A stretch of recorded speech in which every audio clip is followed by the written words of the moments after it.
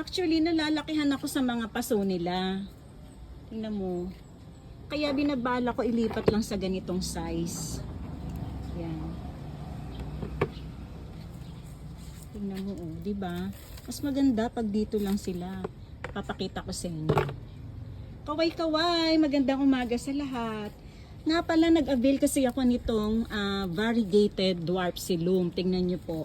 Hindi naman to gaano talagang lumalaki, tinawag na dwarf, kaya tinawag na dwarf, pero lalaki pa rin.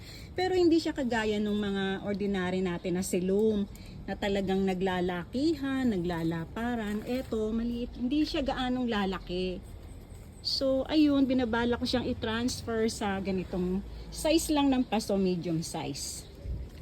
Yan, so, magriripat tayo ngayon. Tingnan natin kung mas maganda nga talaga yung naiisip ko. Ayan, simulan na natin.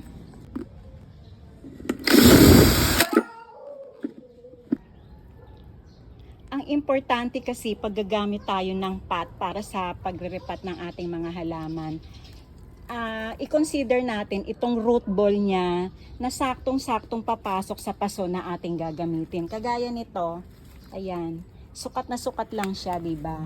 So, ayan, hindi magsasuffer yung halaman natin na magro-root bound agad, ganyan. Tsaka mas okay to dahil hindi siya mabababad masyado sa tubig. Kasi pag masyadong malaki ang tendency, syempre yung paligid no natutuyo agad, diba? Hindi mo napapansin, tubig ka ng tubig dahil malaki yung ginagalawan niya, malaki yung surroundings niya. So magtutubig tayo ng marami. Since maliit pa naman yung mga ugat niya, kumbaga masyadong malulunod yung mga ugat ng ating halaman pag sobrang laki yung paso na ginagamit natin. Kaya sinasabi nga kung yung root ball ng ating halaman, gagamit tayo ng paso na 1 or 2 inches larger than its root ball. Yun po yung advisable o recommendable na gagamitin nating pot pag tayo ay nagta-transplant o nagre-repat. Yan, pagpatuloy na natin kasi kailangan ko ng tabunan to ng lupa at gumagalaw-galaw. Ayan, kumbaga ito na po yung ating final product. Signan nyo po. Diba? Mas maganda tignan. Saktong-sakto lang yung ginamit nating pinagtaniman nating paso. Oh.